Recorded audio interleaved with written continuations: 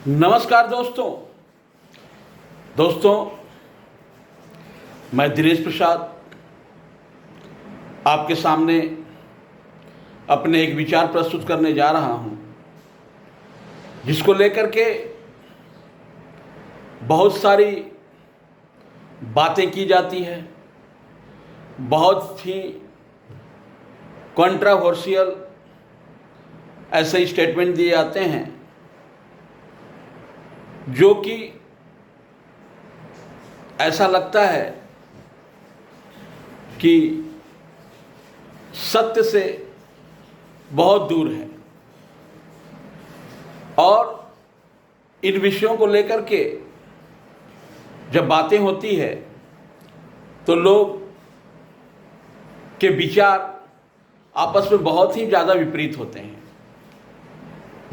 मनुष्य एक natural machine है। अगर आप कहें तो मनुष्य एक नेचुरल मशीन है, लेकिन मनुष्य के बारे में जो भी तथ्य सामने रखा गया है उसमें बहुत सारी कंट्रोवर्शियल बातें सामने आती है। जैसे मनुष्य के मरने के बाद उसका पुनर्जन्म होता है। मनुष्य के मरने के बाद वो प्रेत योनि में चला जाता है। मनुष्य के मरने के बाद वह स्वर्ग में जाता है। मनुष्य के मरने के बाद वह नरक में जाता है। मनुष्य को मोक्ष की प्राप्ति करने के लिए कई जन्म लेने पड़ते हैं और मनुष्य को जीवन मरण से तब तक मुक्ति नहीं मिलती है जब तक वह मोक्ष को प्राप्त नहीं होता है, यानी कि मुक्ति को प्राप्त नहीं होता है। ये बहुत सी ऐसी कंट्रोवर्शियल बातें हैं जो हमें और आपको समझने की बहुत ही ज़रूरत है। दोस्तों, मनुष्य अगर मेरे विचार में देखा जाए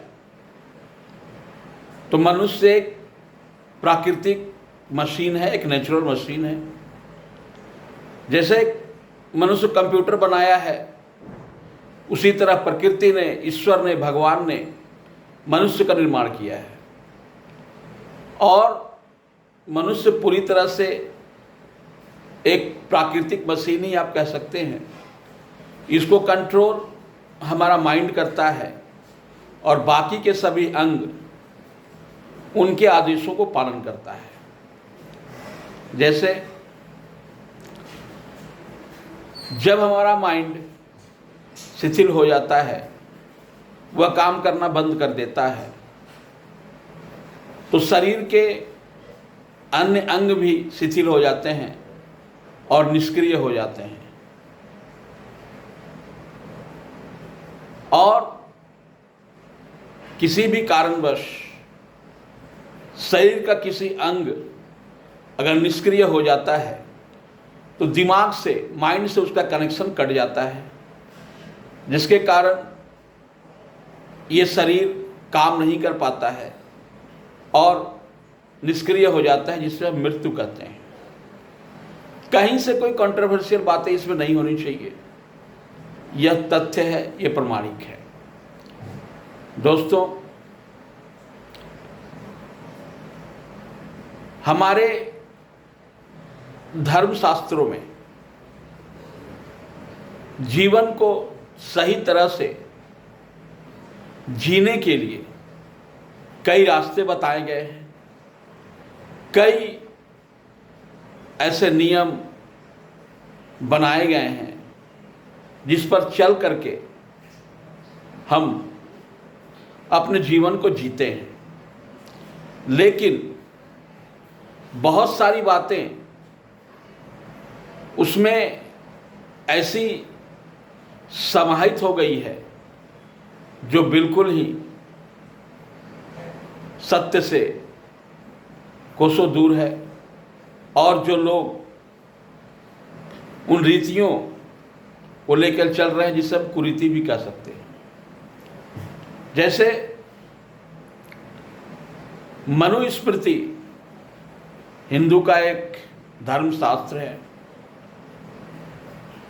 जिसमें जीवन जीने के लिए बहुत सारे ऐसे रास्ते बताए गए हैं जो आज भी हिंदू धर्म के अनुयायी बहुत अच्छी तरह से पालन करते हैं। कुछ दिन पहले 25 अक्टूबर को मेरे पिताजी का देहांत हो गया, वे स्वर्गवास हो गए। तो हमारे घर में भी बहुत सारे ऐसे नियम का पालन किया गया जो घर के सदस्य, उनके बेटे और परिवार के सदस्य को पालन करना पड़ता है, जो सदियों से चली आ रही है। लेकिन मैं जहाँ तक मानता हूँ कि ये सारी जो परंपराएं हैं वो मनुष्य को एक मैसेज देने के लिए है, एक अनुशासित जीवन जीने का एक अभिप्राय ही है, इससे ज़्यादा कुछ नहीं। क्योंकि अन्य धर्म के लोग इन नियम सिस्टम का जो रीतियां बनाई गई है उसको पालन नहीं करते हैं। तो मैं जहाँ तक मानता हूँ कि बहुत सारी ऐसी बातें जो हमारे समाज को जोड़ने की बजाय तोड़ने का काम करें, हमारी परिवार को जोड़ने की बजाय तोड़ने का काम करें, उन परंपराओं को, उन रीतियों को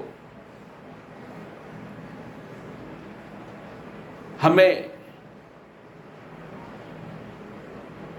इन सामाजिक परंपराओं से निकाल देना चाहिए। मनुष्य जब जन्म लेता है तभी से उसके सीखने और समझने की परंपरा चालू हो जाती है। वह चीज़ों को सीखता है, समझता है, और जैसे जैसे चीज़ों को सीखता है, समझता है, वैसे वैसे वह अपने जीवन में आगे बढ़ता चला जाता है। और उनके माता पिता, घर परिवार, समाज के लोग जिन मान्यताओं परंपराओं का पालन करते हैं, उन्हीं मान्यताओं और परंपराओं को पालन करने में वो भी ढल जाता है। तो मैं आप यही कहना चाहता हूँ कि समाज में जो भी मान्यताएं और परंपराएं चल रही है उनको मानना बहुत ज़रूरी है। लेकिन हमें इस बात को पूरा ध्यान देना होगा कि वो मान्यताएं और परंपराएं हमारे समाज को तोड़ने का काम ना करे, हमारे समाज को जोड़ने का काम करे। जात पात, ऊंच नीच, ये कुछ ऐसी बातें हैं जो बहुत पहले समाज को संचालित करने के लिए लाई गई थी, लेकिन आज के समय में वो प्रासंगिक नहीं है, वो सही नहीं है। इन चीज़ों से हमें दूर रहना चाहिए जो हमारे समाज को तोड़ने का काम करते हैं।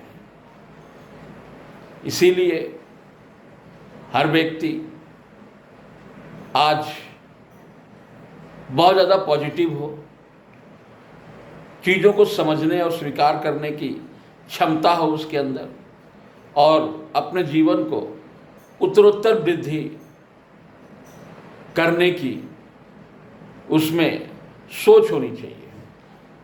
मैं अभी ये वीडियो समाप्त कर रहा हूँ। मैं अपने विचार निरंतर आपके सामने लाता रहूँगा, आपके सामने प्रस्तुत करता रहूँगा, और आप अगर हमारे इन विचारों का समर्थन करते हैं तो आप कमेंट में ज़रूर हमें समर्थन दीजिएगा, और हमारी बातें कहीं से अगर आपको गलत लगे तो ज़रूर लिखिएगा।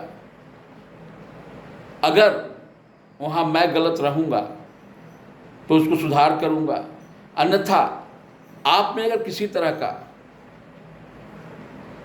इसको समझने में कहीं कुछ भूल हुई हो तो हम लोग उस विषय में बात विचार कर सकते हैं और सही मान्यताओं को अपनाने में हम लोग एक साथ आगे बढ़ सकते हैं। धन्यवाद।